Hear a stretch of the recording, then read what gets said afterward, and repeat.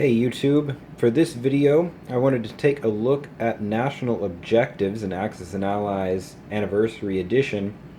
Now you'll see here in front of you is the 1941 setup. The objectives do not change 1941 or 42 setup.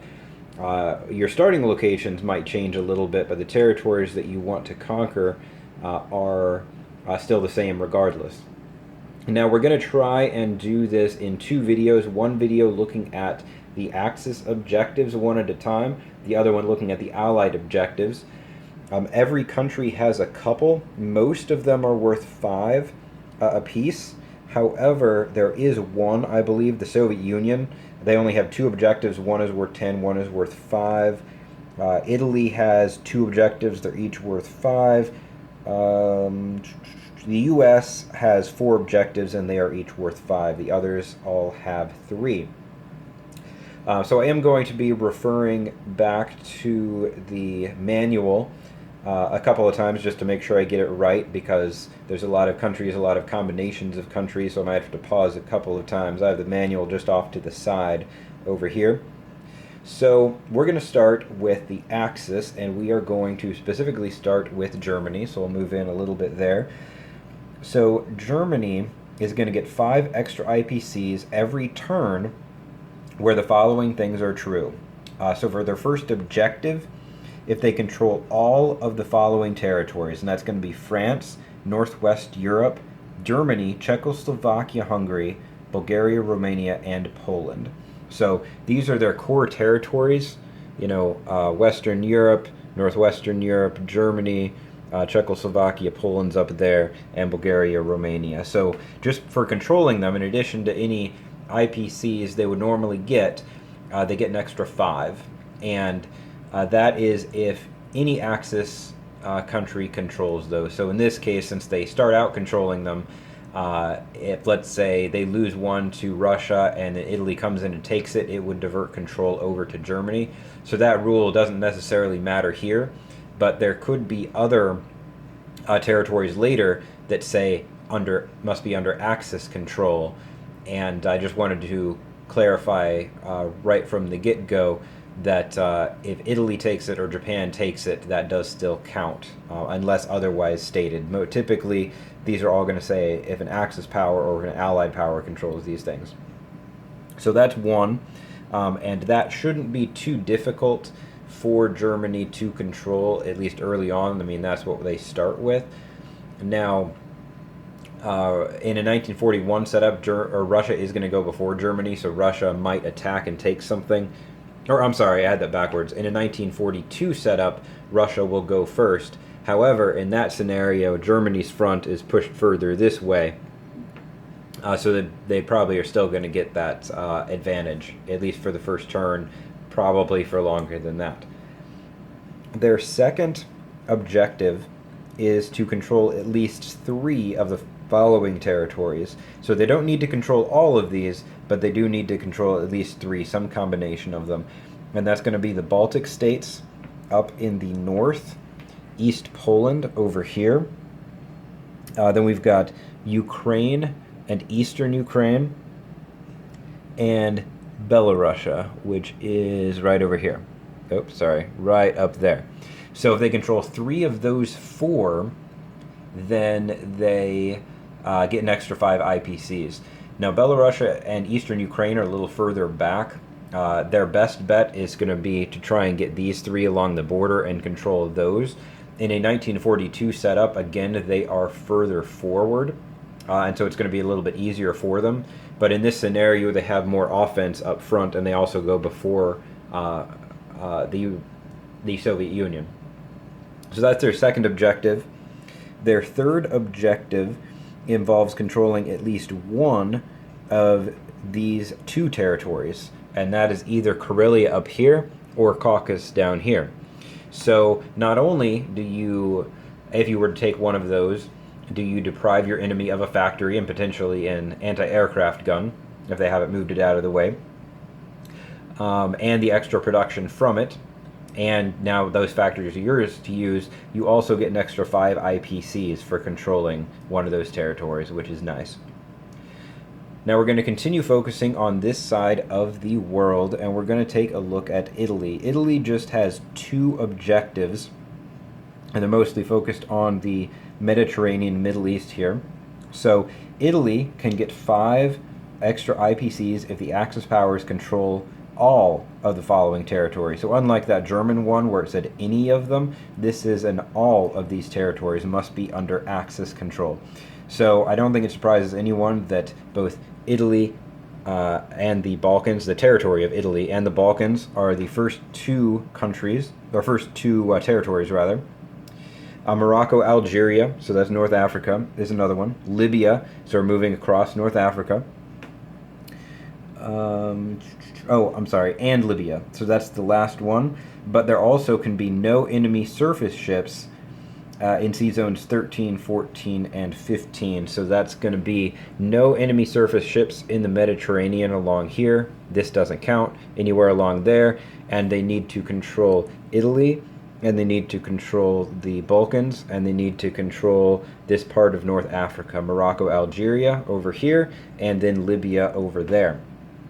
And so Italy is going to want to definitely be focused in this area. They don't get a lot of production just on their own, and so they're going to be very interested in trying to snag an extra 5 IPCs for that, and another 5 IPCs for the next thing that I'm about to show you, their other advantage.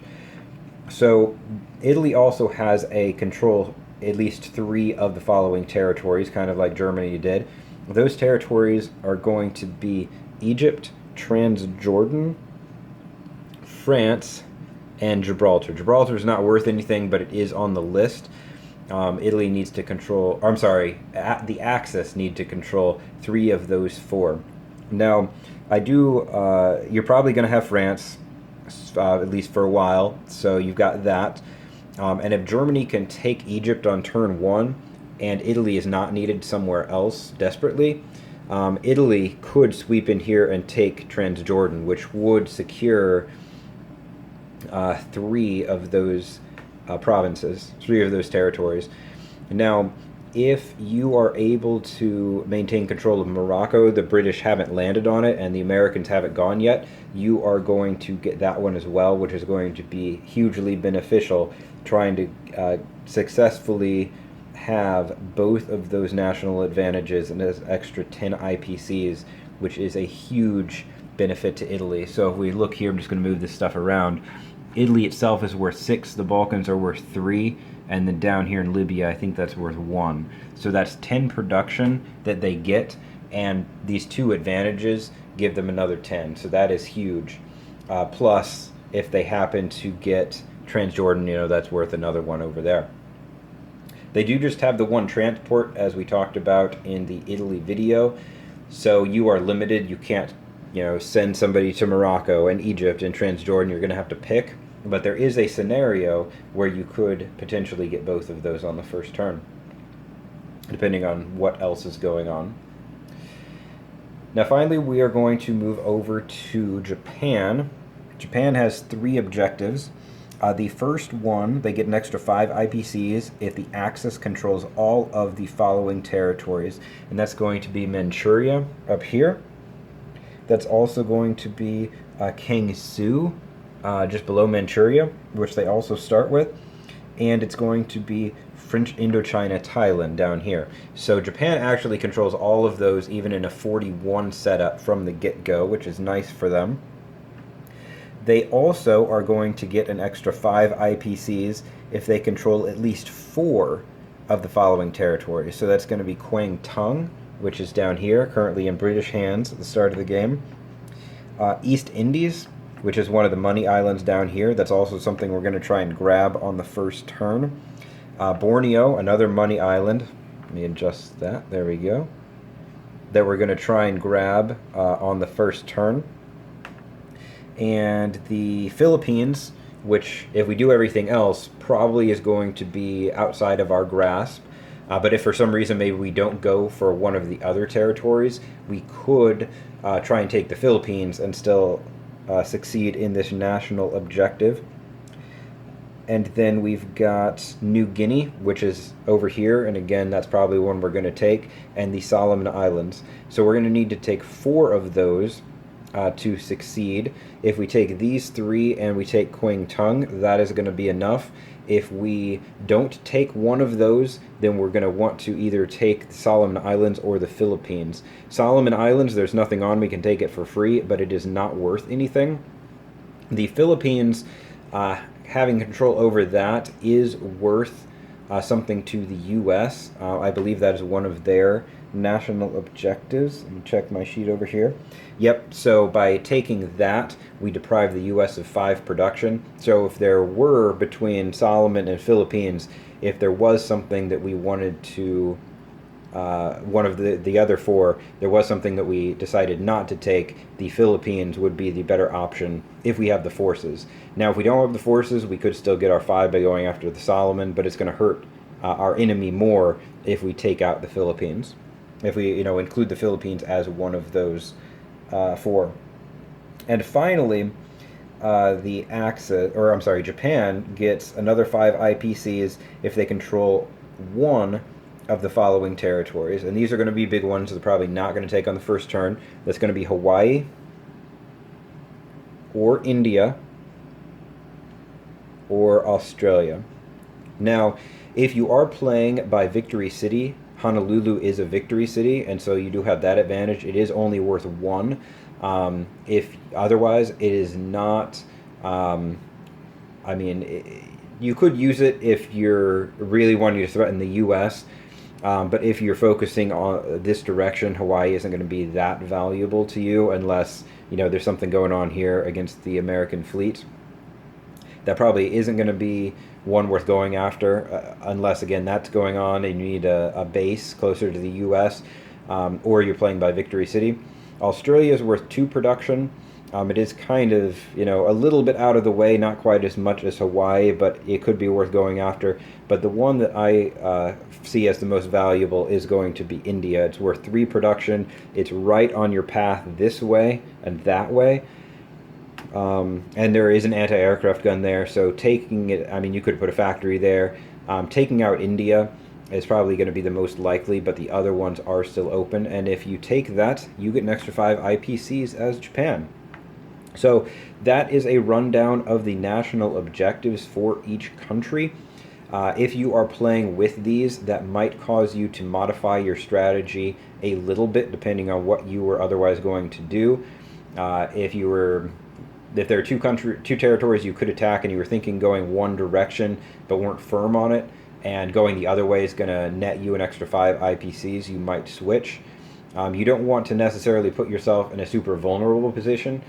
Is it going to be worth the extra 5 IPCs? That is the trade-off. And all else being considered, or all else being equal, sure, an extra 5 IPCs is nice, and you want to grab those where you can, but if it's going to hurt you more than benefit you, then you would not want to do that.